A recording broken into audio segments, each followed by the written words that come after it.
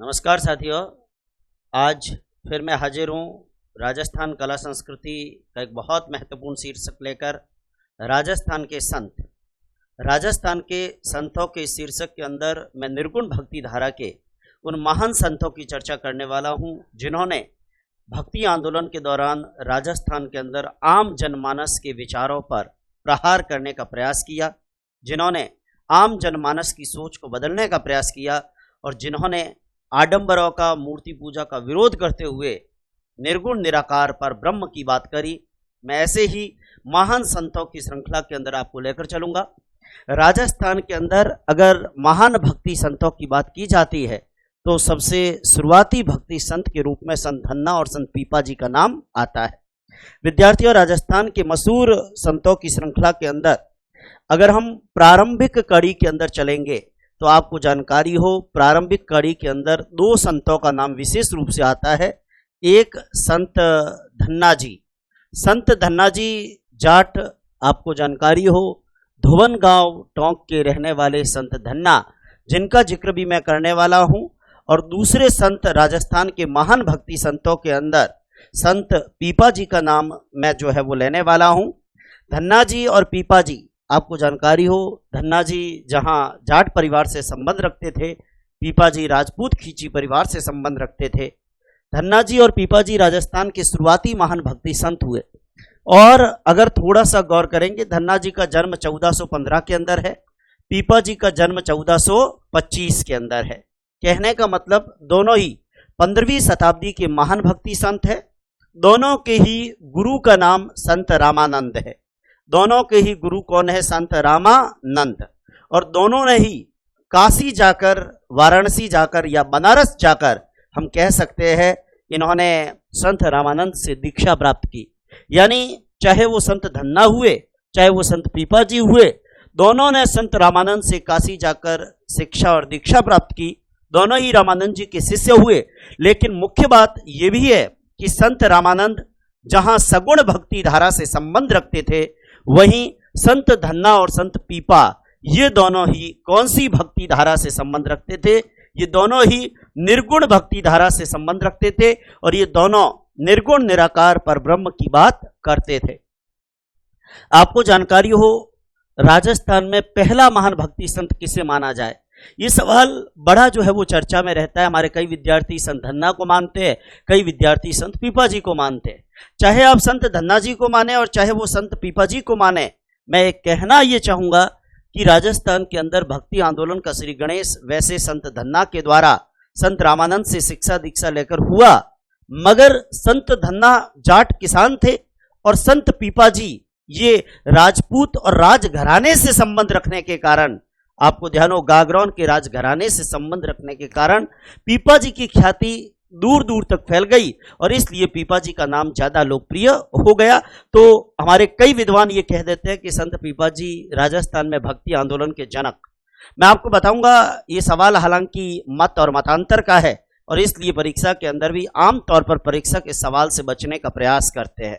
आपको जानकारी हो, संत धन्ना जी राजस्थान में भक्ति आंदोलन के जनक माने जा सकते हैं, तो संत पीपा जी को राजस्थान के अंदर भक्ति आंदोलन को लोकप्रिय करने का श्रेय या राजस्थान के अंदर भक्ति की धारा को आगे बढ़ाने का श्रेय संत पीपा जी को जाता है। दोनों ही समकालीन हुए, इसलिए विचारों के अंदर मत मतांतर होना भी लाजमी सी बात है। मैं इन दोनों ही संतों की श्रृंखला के अंदर आपको लेकर चलूंगा। राजस्थान के मशहूर संतों की चर्चा जब मैं करता हूं तो मैं सबसे पहले राजस्थान के अंदर शुरुआती भक्ति संत, राजस्थान के अंदर पहले भक्ति संत संत धन्ना जी की चर्चा यहां पर करने वाला हूं। विद्यार्थियों, संत धन्ना जी, और बाद में चूंकि धन्ना जी एक आम जाट किसान परिवार से संबंध रखते थे तो शायद उस जमाने के अंदर इनकी ख्याति इतनी दूर तक नहीं फैल पाई जितनी ख्याति पीपा जी की दूर तक फैली, क्योंकि पीपा जी राजघराने से संबंध रखने वाले थे। गागरौन के राजघराने से वो संबंध रखते थे और आपने ये पढ़ा भी होगा कि गागरौन का राज प्रबंध संभालते समय संत पीपा जी ने फिरोज शाह तुगलक को भी पराजित किया था। तो पीपा जी राजघराने से संबंध रखते थे और इसलिए जब वो संत के रूप में विराग धारण करते हैं तो सीधी सी बात है कि लोगों का उनके साथ कनेक्शन होना ये एक आम बात उस समय के राजसी परिवेश के अंदर थी। तो मैं सबसे पहले संत धन्ना जी की बात करूंगा और धन्ना जी के बाद में मैं संत पीपा जी की बात अपने इस वीडियो के अंदर करने वाला हूं। संत धन्ना जी की चर्चा जब मैं करता हूं, विद्यार्थियों, संत धन्ना जी कहते हैं कि जाट किसान परिवार से ये संबंध रखते थे। संत धन्ना जी जाट किसान परिवार से संबंध रखते थे। 1415 ईस्वी के अंदर पिता पन्ना जाट और माता रेवा के घर इनका जन्म हुआ। इनके पिता का नाम पन्ना जाट है और इनकी माता का नाम रेवा है। लेकिन विद्यार्थियों, आपको जानकारी ये होनी चाहिए कि राजस्थान के संतों में आम तौर पर परीक्षा के अंदर माता और पिता का नाम नहीं पूछा जाता। इसलिए हमारे विद्यार्थी एक दो जो बड़े संत है उसमें भले ही याद रखना चाहो तो रख लो, लेकिन माता और पिता का नाम परीक्षा में संतों में नहीं पूछा जाता। लोक देवी देवताओं में फिर भी पूछ लेते, पर संतों में अगर पूछेंगे तो संत के गुरु का नाम या संत के ग्रंथ का नाम या संत की प्रधान पीठ का नाम, यह परीक्षा के अंदर इंपॉर्टेंट पूछा जाता है। जिस संत की भी बात करें उनके प्रधान पीठ के बारे में यह जरूर आपको पता होना चाहिए। लेकिन गौर करिएगा, संतों में माता और पिता का नाम 99.99% परीक्षा में नहीं पूछा जाएगा। लेकिन जहां जानकारी है मैं आपको बता दूंगा। 1415 ईस्वी के अंदर कहते हैं कि पिता पन्ना जाट और माता रेवा के घर संत धन्ना का जन्म हुआ। और वो धन्ना जो बचपन के अंदर, आपको जानकारी हो, ये धार्मिक वृत्ति से जुड़े रहे। सीधी सी बात है, हमारे मारवाड़ में, हमारे राजस्थान में एक कहावत है, पूतरा पग पालने में दिखे। पूतरा पग पालने में दिखे तो बचपन से ही इनके अंदर धार्मिक प्रवृत्ति रही। और आपको जानकारी हो, धार्मिक प्रवृत्ति जब बचपन में इनके माता पिता ने देखी, आसपास के लोग भी कहने लगे, अरे ये बच्चा तो धर्म का रूप है, ये बच्चा तो आगे जाकर वैरागी बन सकता है। विद्यार्थियों, 1415 में पन्ना जाट और माता रेवा के घर बालक का जन्म धुबन गांव टोंक में हुआ। और ये सवाल परीक्षा का इंपॉर्टेंट क्वेश्चन है कि संत धन्ना कहां के थे। संत धन्ना, धन्ना कहां के? धन्ना धुबन के। धन्ना धुबन के, और धुबन में धुब यानी धोबी, और धोबी कपड़े धोता है। कपड़े धोने के लिए पानी चाहिए, और पानी कहां होता है? टोंके में। इसका मतलब धुबन कहां है? टोंक में। विद्यार्थियों, परीक्षा के दृष्टि से यह महत्वपूर्ण प्रश्न याद रखना है कि संत धन्ना का जन्म स्थान कहां पर है। संत धन्ना का जन्म स्थान धुबन गांव टोंक। आपको ध्यान हो, मच्छर जब घरों में ज्यादा होते हैं तो डीडीटी का छिड़काव करते हैं। डीडीटी का छिड़काव करते हैं, आपको ध्यान हो, ये लोगों के जो वैचारिक मच्छर थे उनको इन्होंने डीडीटी का छिड़काव, यानी लोगों के वैचारिक मच्छरों पर प्रहार किया। आपको जानकारी हो, D for Dhanna, D for Dhuban और टी फॉर टोंक। धन्ना कहां के? धुबन के। और धुबन कहां? टोंक में। डीडीटी से याद रख सकते हैं, D for Dhanna, D for Dhuban, T for Tonk. Dhanna कहां का? धुबन का। और धुबन कहां पे? टोंक में। धन्ना का जन्म धुबन गांव टोंक के अंदर हुआ। विद्यार्थियों, ये बचपन से ही धार्मिक वृत्ति से जुड़े रहे। और मैं आपको बताना चाहूंगा, जब ये थोड़े बड़े हुए, ये काशी चले गए। काशी कह दो, वाराणसी कह दो, बनारस कह दो, और काशी जाकर इन्होंने आचार्य रामानंद को अपना गुरु बना लिया। संत धन्ना ने आचार्य रामानंद जी को अपना गुरु बना लिया। आचार्य रामानंद संत धन्ना के गुरु बन गए। और जब संत धन्ना ने आचार्य रामानंद को अपना गुरु बनाया तो आचार्य रामानंद ने संत धन्ना को कहा, धन्ना जी को क्या कहा? ये कहा कि मेरे पास यहां पर काशी आ गए हो, लेकिन काशी के अंदर मेरे पास बैठकर वैराग धारण करो। इससे बढ़िया तुम्हें ये बताऊंगा कि तुम अपने गांव चले जाओ, खेती का काम करो, अपनी आजीविका चलाओ, और अगर तुम्हें भक्ति का नाम लेना है तो तुम्हारा कार्य तुमको भक्ति से विमुख नहीं कर पाएगा। विद्यार्थियों, आपको जानकारी हो, आचार्य रामानंद के पास जब ये गए, लेकिन आचार्य रामानंद ये नहीं चाहते थे कि उनके चेले आए, उनसे दीक्षा ले और उनके आश्रम के अंदर डेरा डालकर बैठे रहे। वो चाहते थे अगर भक्ति का प्रचार करना है तो जहां के हो वहां जाओ और वहां के लोगों में भक्ति फैलाओ। आपको ध्यान हो, गुरु का जब आदेश पाया तो संत धन्ना जी वापस धुबन गांव आ गए। आचार्य रामानंद को इन्होंने अपना गुरु बना लिया, लेकिन आचार्य रामानंद के आदेश से धन्ना कहां गए? संत धन्ना जी धुबन गांव आ गए, अपने गृह स्थान आ गए। टोंक जिले का वर्तमान के अंदर ये गांव धुबन, जहां के धन्ना जी थे, इस धुवन गांव टोंक में आ गए और संत धन्ना जी खेती बाड़ी का काम करने लगे, किसान का काम करने लगे। और खेती बाड़ी का काम करते करते भी इनके मन में अगर वैराग का भाव था, इनके मन में अगर भक्ति का भाव था, तो इन्होंने बाकायदा भक्ति मार्ग पर चले, लोगों को उपदेश दिए और विद्यार्थियों भक्ति काल के अंदर राजस्थान के पहले संत के रूप में इनकी लोकप्रियता हुई। एक बात ध्यान देना, खेती का काम इन्होंने किया और खेती का काम करते हुए भक्ति के मार्ग को प्रशस्त किया। इन्होंने कुछ रचनाएं, कुछ मैं कह सकता हूं एक इनका जो ग्रंथ कह दो या इनकी जो रचनाएं कह दो, वो किसमें संकलित है? वो धन्ना जी की आरती में संकलित है। ध्यान देना, जैसे कबीरदास जी के बीजक है, जैसे मीराबाई की पदावली है, जैसे लालदास जी की चेतावनियां हैं, जैसे दादू जी की वाणी और दादू जी के दूहे हैं, वैसे ही आपको ध्यान रखना है धन्ना जी की क्या है? आरती। धन्ना जी की आरती में धन्ना जी के श्लोक, धन्ना जी के उपदेश, ये धन्ना जी की आरती में संग्रहित है। धन्ना जी ने जाति पाति और आडंबर का विरोध किया। धन्ना जी ने निर्गुण निराकार पर ब्रह्म की बात कही। और मैं यहां पर यह भी बताना चाहूंगा कि इनके श्लोक जो धन्ना जी की आरती में है, इनके कुछ श्लोक सिख धर्म का जो सबसे बड़ा ग्रंथ है गुरु ग्रंथ साहिब, उसमें भी धन्ना जी के कुछ श्लोक जो है वो है। आपको जानकारी हो, सिख धर्म का सबसे बड़ा ग्रंथ है ना गुरु ग्रंथ साहिब, उस गुरु ग्रंथ साहिब के अंदर भी विद्यार्थियों आपको जानकारी हो, सिख धर्म के गुरु ग्रंथ साहिब के अंदर भी धन्ना जी के कुछ श्लोक जो है वो संकलित है। और लोग जो इनके अनुयायी है, इनके चेले है, वो ये कहते हैं कि भगवान ने खुद आकर धन्ना जी के खेत की बुआई की थी। ऐसी मान्यता है और ऐसी मान्यताओं की पुष्टि भला इतिहास तो कर नहीं सकता, मगर ध्यान रखे धन्ना जी के खेत की बुआई भगवान ने आकर की, ऐसी मान्यता उस धुवन वाले इलाके के अंदर इनके अनुयायियों के बीच रहती है। संत धन्ना जी की चर्चा जब मैं करता हूं, विद्यार्थियों आपको जानकारी हो, बहुत अच्छी अच्छी बातें संत धन्ना पे बताई है। राजस्थान के पहले भक्ति संत के रूप में इनकी लोकप्रियता है। हालांकि पहले भक्ति संत कौन, पीपा जी, धन्ना जी, ये मतांतर तो रहेगा ही। राजस्थान के पहले भक्ति संत के रूप में इनकी लोकप्रियता है। आपको जानकारी हो, हालांकि भक्ति आंदोलन को लोकप्रिय पीपा जी के कारण जो है वो लोकप्रिय ज्यादा हो गया, क्योंकि वो राजपूत राजघराने से संबंध रखते थे और लोगों से उनका कनेक्शन ज्यादा जुड़ गया। संत धन्ना जी जाट किसान परिवार से संबंध रखते थे। 1415 के अंदर पिता पन्ना जाट और माता रेवा के घर इनका जन्म हुआ।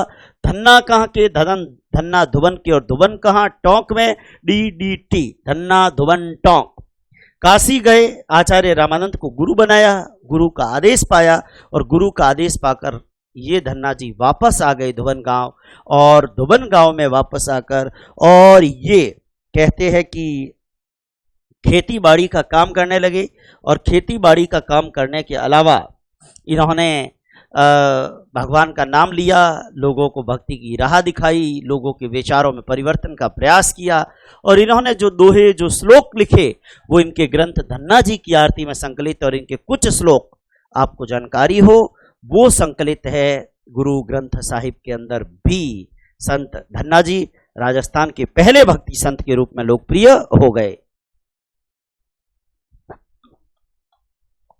मैं राजस्थान के भक्ति संतों की श्रृंखला में दूसरे भक्ति संत जिन्होंने राजस्थान के अंदर भक्ति आंदोलन को लोकप्रिय करने का काम किया, विद्यार्थियों मैं चर्चा कर रहा हूं राजस्थान के मशहूर संत पीपा जी के ऊपर।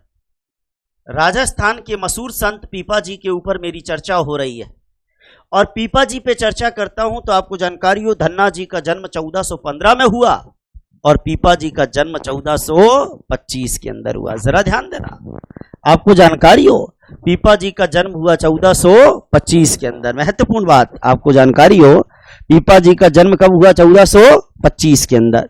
ये एक महत्वपूर्ण बात अपने को ध्यान रखनी है। आवाज चेक कर लीजिएगा, सही आ रही है आवाज? चेक।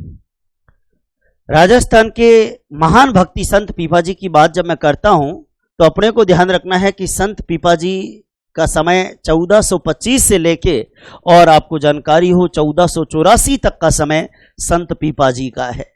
1425 से लेके और 1484 का समय संत पीपाजी का समय है। और विद्यार्थियों, संत पीपाजी पे जब मेरी चर्चा यहाँ पर होती है तो मैं आपको बताना चाहूंगा कि संत पीपाजी का जन्म 1425 ईस्वी के अंदर चैत्र की पूर्णिमा के दिन, चैत्र की पूर्णिमा वैसे हनुमान जी की जयंती होती है, ध्यान है ना, 1425 के अंदर संत पीपाजी का जन्म, विद्यार्थियों आपको जानकारी हो 1425 ईस्वी के अंदर संत पीपाजी का जन्म हुआ। और संत पीपाजी का जन्म कहां पर हुआ? गागरोनगढ़ झालावाड़। विद्यार्थियों, राजस्थान का एक मशहूर किला है गागरोन का किला।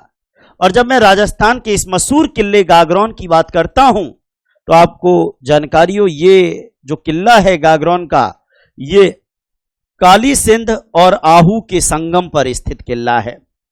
काली सिंध और आहू के संगम पर स्थित राजस्थान का मशहूर जलदुर्ग, काली सिंध और आहू के संगम पर स्थित राजस्थान का प्रसिद्ध ओदक दुर्ग, जल दुर्ग, ये गागरोन का किला है। और गागरोन के किले के अंदर संत पीपाजी का जन्म 1425 ईस्वी के अंदर चैत्र मास की पूर्णिमा के दिन हुआ था। चैत्र की पूर्णिमा, और चैत्र की पूर्णिमा विद्यार्थियों आपको पता है ना किसकी जयंती होती है? चैत्र की पूर्णिमा बजरंग बली बालाजी की जयंती का दिन भी है, हनुमान जी की जयंती का दिन भी है। हनुमान जी की जयंती और पीपाजी की जयंती एक ही दिन होती है। विद्यार्थियों, दर्जियों के आराध्य संत है पीपाजी, जो अभी मैं बताऊंगा आपको। संत पीपाजी 1425 ईस्वी के अंदर, वैसे तो इनका जन्म राजपूत खींची परिवार में हुआ, लेकिन ये दर्जियों के आराध्य संत है, ध्यान देना। 1425 ईस्वी के अंदर चैत्र की पूर्णिमा को गागरोनगढ़ झालावाड़ में पैदा हुए। पिता का नाम था कड़ावाराव खींची और माता का नाम था लक्ष्मीवती। पिता का नाम, हालांकि माता और पिता के नाम मैंने कहा 1% भी चांस परीक्षा में नहीं रहते पूछने के, लेकिन फिर भी जानकारी ये बता देता हूं। कहते हैं कि इनके पिता का नाम कड़ावाराव खींची, आपको जानकारी हो इनके पिता का नाम कड़ावाराव खींची और इनके माता का नाम लक्ष्मीवती। पिता का नाम कड़ावाराव खींची और माता का नाम लक्ष्मीवती। पिता कड़ावाराव खींची और माता लक्ष्मीवती पर चर्चा कर रहा हूं। मैं राजपूत खींची परिवार में पैदा हुए और दर्जी समुदाय के आराध्य संत पीपाजी की चर्चा कर रहा हूं। विद्यार्थियों, गागरोनगढ़ झालावाड़ की धरती पर चैत्र मास की पूर्णिमा के दिन, और चैत्र मास की पूर्णिमा यानी हनुमान जी की जयंती का दिन, और हनुमान जी की जयंती के दिन 1425 ईस्वी के अंदर संत पीपाजी का जन्म हुआ। इनका वास्तविक नाम, इनका प्रारंभिक नाम, इनका इनिशियल नाम प्रताप सिंह खींची था, ध्यान देना। पीपाजी का वास्तविक नाम क्या था? पीपाजी का वास्तविक नाम कह दो, शुरुआती नाम कह दो, आरंभिक नाम कह दो। इनका आरंभिक नाम विद्यार्थियों आपको जानकारी हो, इनका आरंभिक नाम था प्रताप सिंह। कहते हैं कि पीपाजी का शुरुआती नाम था प्रताप सिंह खींची और वो बालक प्रताप सिंह खींची कालांतर के अंदर संत पीपा के नाम से लोकप्रिय हो गए। पिता कड़ावाराव खींची और माता लक्ष्मीवती की संतान। लेकिन कहते हैं कि जब थोड़े बड़े हुए इनके मन में वैराग का भाव आया, और जब इनके मन में वैराग का भाव आया, लोग कहने वाले ये भी कहते हैं कि सपना आया इनको और सपने के अंदर वैष्णव धर्म के प्रचार और प्रसार का संदेश मिला इनको। इनके अनुयायी कहते हैं कि इनको सपना आया था कि काशी के पास जाकर आचार्य रामानंद को अपना गुरु बना ले और वैष्णव धर्म का प्रचार प्रसार करे। अब सपने की पुष्टि इतिहास में तो हो नहीं सकती, लेकिन मान्यताएं, और जहां मान्यताएं हो और जहां विश्वास हो, उस विश्वास को हम कभी चुनौती नहीं कर सकते। विद्यार्थियों, कहते हैं कि सपने में वैष्णव धर्म के प्रचार और प्रसार का, भक्ति के मार्ग का जब इनको संदेश मिला, ये काशी चले गए। ये कहां चले गए? संत पीपाजी, संत प्रताप सिंह जी चले गए। आपको जानकारी हो, ये काशी की धरती पर गए। काशी कह दो, वाराणसी कह दो, बनारस कह दो, भारत के माननीय प्रधानमंत्री जी का लोकसभा क्षेत्र काशी। और उस काशी की धरती पर जब संत पीपाजी जाते हैं तो काशी की धरती में आचार्य रामानंद को अपना गुरु बना लेते हैं। लेकिन आचार्य रामानंद के लिए तो जैसे धन्ना वैसे ही संत पीपा जी। चाहे वो संत धन्ना जी हो और चाहे वो संत पीपा जी हो, आचार्य रामानंद ने धन्ना जी को भी कहा था घर जाओ अपना काम करो और भक्ति करो, पीपा जी को भी यही कहा। देखो, क्योंकि वो ये नहीं चाहते थे कि सारे आए उनके शिष्य बन जाए और काशी में डेरा डालकर बैठे रहे। उन्होंने पीपा जी को कहा कि अपने घर जाओ, अपना कार्य करो, जो भी तुम्हारा कार्य, तुम राजा हो तो राज परिवार संभालो, और रही बात भक्ति की तो जीवन में अच्छे काम करना ही भक्ति है। भक्ति के मार्ग पर तो तुम अपना कार्य करके भी चल सकते हो। आचार्य रामानंद को अपना गुरु बनाया संत पीपा जी ने, लेकिन जब गुरु ने ही कह दिया वापस चले जाओ, तो गुरु के आदेश से संत पीपा जी वापस आ गए। गुरु के आदेश से संत पीपा जी वापस आ गए। विद्यार्थियों ध्यान देना, गुरु के आदेश से संत पीपा जी वापस आ गए। कहां आ गए वापस? गागरोन की धरती पर आ गए। और संत पीपा जी जब वापस गागरोन की धरती पर आए, विद्यार्थियों आपको जानकारी हो, संत पीपा जी के बारे में कहते हैं कि ये गागरोन के गढ़ का राज प्रबंध भी संभालते हैं। आपको जानकारी हो, संत पीपा जी ने गागरोन के गढ़ का राज्य प्रबंध भी संभाला।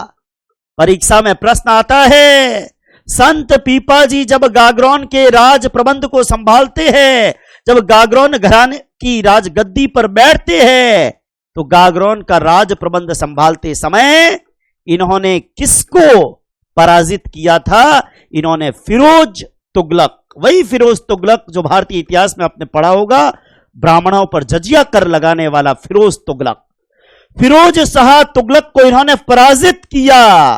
विद्यार्थियों आपको जानकारी हो, कहते हैं कि जब इन्होंने गागरोन का राज प्रबंध संभाला तो इन्होंने फिरोज शाह तुगलक को भी पराजित किया। लेकिन राज्य का प्रबंध संभालते समय भी इनका मन तो भक्ति में था। कहने को राजा, लेकिन संतों के सानिध्य में रहना, रात रात को भजन संध्याओं में बैठना, भजनों की भक्ति की उपासना करना, भगवान का नाम लेना, निर्गुण निराकार परब्रह्म की उपासना करना। जब संत पीपा जी का मन तो साधुओं के डेरों में, साधुओं के खेमों में रमता था, तो भला राज परिवार के मंत्री गण और अधिकारी गण तो उनकी वाट जोते रहते थे। जब संत पीपा जी भक्ति के अंदर रम गए, राज कहने को राज प्रबंध, लेकिन भक्ति के मार्ग पर चलते थे और भगवान के नाम के अलावा उनको कुछ सूझता नहीं था, तो फिर अब दिमाग के अंदर आया कि अब क्या करूं। उनके दिमाग में जब इस प्रकार का विचार आया, उन्होंने अपने भाई कल्याण राव के पुत्र भोजराव को राजगद्दी सौंप दी और फिर मानस बना दिया आचार्य रामानंद के पास जाने का और परमानेंटली वैराग्य धारण करने का। ध्यान देना, संत पीपा जी का मन जब भक्ति में रमता गया, संत पीपा जी ने बाद में क्या किया? भोजराव को, ये भोजराव कौन? इनका भतीज, इनके भाई कल्याणमल का पुत्र। ध्यान देना, आपको जानकारी हो विद्यार्थियों, संत पीपा जी के बारे में कहते हैं कि इनके भाई कल्याण राव का पुत्र, इनके भाई कल्याण राव का पुत्र भोजराव, इनके भाई कल्याण राव का पुत्र भोजराव, जिनको इन्होंने राजगद्दी सौंप दी, भोजराव को राजगद्दी सौंप दी। ध्यान देना, भोजराव को इन्होंने राजगद्दी सौंप दी। और जब भोजराव को राजगद्दी सौंप दी, संत पीपा जी ने विचार बना लिया कि अब मैं स्थायी रूप से चला जाऊंगा आचार्य रामानंद के पास शिक्षा और दीक्षा लेने। आपको ध्यान हो, कई सारी जन श्रुतियां भी इनके बारे में चलती है। जब संत पीपा जी ने मानस बनाया, और संत पीपा जी ने मानस ये बनाया कि अब मैं स्थायी रूप से राज प्रबंध को छोड़कर आचार्य रामानंद के पास जाकर वैराग्य धारण कर रहा हूं। कहते हैं कि इनकी 20 रानियां, देखो जन मान्यता है और जिसकी पुष्टि तो होती नहीं, और मान्यताओं में कहने वाले थोड़ा बहुत अलग अलग ढंग से भी कह सकते हैं, लेकिन मैं चूंकि आपको सुना रहा हूं, तो संत पीपा जी ने जब आचार्य रामानंद को स्थायी रूप से अपना गुरु बनाकर और या उनके सानिध्य में विराग धारण करने का निर्णय लिया, इनकी 20 रानियों ने जिद कर ली कि हम भी आपके साथ चलेंगे और हम भी विराग धारण करेंगे। संत पीपा जी ने अपनी रानियों को कहा कि मेरे साथ चलोगे, मैं कोई पिकनिक के ऊपर थोड़ी जा रहा हूं, मैं कोई घूमने थोड़ी जा रहा हूं, और मैं विराग धारण करने जा रहा हूं। और विराग धारण करने जा रहा हूं और मेरे साथ चलना है तो कंबल की अल्फी धारण कर सके अगर कोई आप में, और अपने महंगे महंगे वस्त्रों को त्याग सके, अपने जेवर अपने गहने इनको अगर त्याग सके, और ये जो रेशमी वस्त्र है इनका परित्याग कर सके। महल का परित्याग तो करना ही है, भोजन के अंदर भी वो शानदार व्यंजन अब नहीं मिलेंगे, अब ये आभूषण जो है ये शरीर की शोभा नहीं बढ़ाएंगे, अब ये महंगे वस्त्र शरीर पर काम नहीं आएंगे। अब कंबल की अल्फी धारण करके, और अगर मेरे साथ कोई चल सके तो जरूर चलिएगा। लेकिन विद्यार्थियों 20 में से 19 रानियों ने अपने कदम पीछे खींच लिए। इतरो मोटो त्याग अपो को नहीं हुए, पीपाजी रे जानो तो भले ही जावे। पेल तो कहण में हेंगे कहो कि मैं भेड़ा आला, लेकिन जिदे पीपाजी कहो कि हूं कोई होती पिकनिक मनाने थोड़ जाऊं, कंबल री अल्फी पहरे तो हम कोई हालता हुए भेड़ा, महंगा महंगा कपड़ा जो गहना बीजा है छोड़े और पछे हाले अगे तो भेड़ा हालो पा। 20 में 19 रानियों ने अपने कदम पीछे खींच लिए। लेकिन कहते हैं कि सबसे छोटी रानी सोलखड़ी पद्मावती, आपको ध्यान हो, सबसे छोटी रानी सोलखड़ी पद्मावती, उसने कहा कि बाकी सब भले चले नहीं चले, मैं कंबल की अल्फी पहनकर भी, आपके कंबल की अल्फी धारण करके भी आपके साथ चलूंगी, और आप अगर विराग धारण कर रहे हो तो मैं भी विराग धारण करूंगी। कहते हैं कि पीपाजी उनको लेकर और चले गए आचार्य रामानंद के आश्रम काशी के अंदर, और काशी में जाकर वो संत बन गए। देखो, शिक्षा लेने तो पहले भी गए, दीक्षा लेने पहले भी गए, पर पहले रामानंद ने कहा अपना काम करो, भक्ति का मार्ग धारण करो। लेकिन अब पीपाजी को लग गया कि राज्य संभालता हूं, लेकिन मंत्रियों से ज्यादा तो संत अच्छे लगते हैं, अधिकारियों से ज्यादा तो मुझे संतों का सानिध्य बढ़िया लगता है, तो रात को भजन और जागरण मुझे अच्छे लगते हैं। तो ऐसी स्थिति के अंदर अब संत पीपाजी, ध्यान देना, एक चमत्कारिक संत के रूप में इनकी मान्यता रही है। संत पीपाजी के बारे में कहते हैं कि आचार्य रामानंद को इन्होंने अपना गुरु तो बना ही लिया था पहले ही, लेकिन अब रामानंद के पास जाकर, और एक तरीके से वो रामानंद के शिष्य तो पहले ही थे, लेकिन अब स्थायी रूप से उन्होंने विराग्य धारण कर लिया। और विद्यार्थियों, संत पीपाजी ने जब परमानेंटली दीक्षा ले ली, तो दीक्षा के बाद अपनी आजीविका चलाने के लिए, गौर करिए, अपनी आजीविका दीक्षा के बाद, ऐसा नहीं कि दीक्षा के बाद गोचरी मांगकर और मैं अपना संतपणा निकालूंगा, गौर करिए, संत पीपाजी इन्होंने संत बनने के बाद अपनी आजीविका चलाने के लिए कपड़े सिलने का कार्य किया। आपको जानकारी हो, संत पीपाजी ने संत बनने के बाद भी अपनी आजीविका को चलाने के लिए, संत पीपाजी ने संत बनने के बाद भी अपनी आजीविका चलाने के लिए वस्त्र सिलने का कार्य किया, और वस्त्र सिलने का कार्य किया इसीलिए वस्त्र सिलने से संबंधित समुदाय, यानी कि दर्जी समुदाय, इनको अपना आराध्य संत मानता है। गौर करिए, इसीलिए ये दर्जी समुदाय के आराध्य संत हो गए। वस्त्र सिलने की बात आती है तो आपको पता ही है कौन सा समुदाय, दर्जी समुदाय, और ये दर्जियों के आराध्य संत बन गए। संत पीपाजी संत बनने के बाद कहते हैं कि अपनी आजीविका चलने के लिए कपड़े सिलाई करने का काम कर दिया, कि गोचरी मांगन खाता, वस्त्र सिलने का काम करते थे, और वस्त्र सिलने का काम करते थे इसलिए वस्त्र सिलने वाला दर्जी समुदाय इनको अपना आराध्य संत मानता है। परीक्षा में सवाल आ जाए, निम्न में से कौन से लोक संत दर्जी समुदाय के आराध्य संत है, तो अपने को ध्यान रखना है कि दर्जी समुदाय के आराध्य संत है संत पीपाजी। ध्यान दे, दर्जी समुदाय के आराध्य संत कौन से है, संत पीपाजी।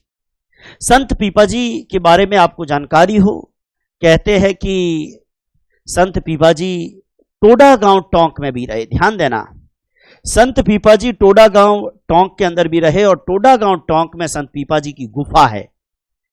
परीक्षा के अंदर एक बार यह सवाल भी आया था कि संत पीपाजी की गुफा कहां है, टोडा गांव टोंक।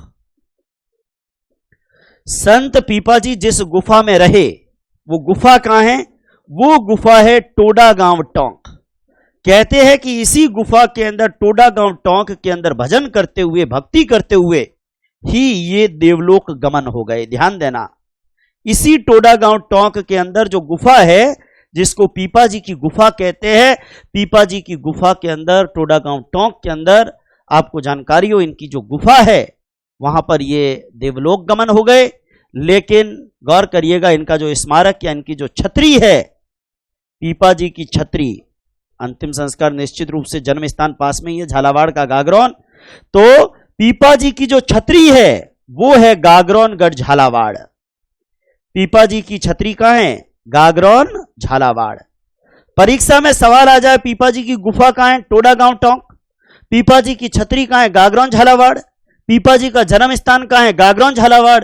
पीपा जी के मंदिरों की अगर चर्चा करूं, ध्यान देना, संत पीपा जी की राजस्थान में वैसे तो हर जिले में कोई न कोई मंदिर तो मिल ही जाएगा, क्योंकि दर्जी समुदाय जहां जहां पर भी है वहां पीपा जी के मंदिर आपको मिल जाएंगे। लेकिन पीपा जी के जो मुख्य मंदिर है उसमें आपको जानकारी हो, एक तो झालावाड़ का गागरौन है। झालावाड़ जिले के अंदर गागरौन के अंदर इनका बहुत ही भव्य मंदिर है, और सीधी सी बात है इनकी छतरी भी गागरौन में है, लेकिन इनकी गुफा कहाँ है? टोडा गांव टोंक। आपको ध्यान हो, जोधपुर के मसूरिया के अंदर भी पीपा जी का बड़ा अच्छा मंदिर है। मसूरिया जोधपुर, मसूरिया जहां पर बाबा रामदेव जी का भी तो मंदिर है ना, मसूरिया जोधपुर, वही मसूरिया जो रामदेव जी के गुरु बालीनाथ जी का भी जहां धाम था, बालीनाथ जी का आश्रम है, मसूरिया जोधपुर। पीपा जी का एक मंदिर बाड़मेर जिले के समदड़ी के अंदर भी है। ध्यान देना, बाड़मेर जिले के समदड़ी के अंदर, वहां पर भी संत पीपा जी का एक प्रसिद्ध मंदिर है।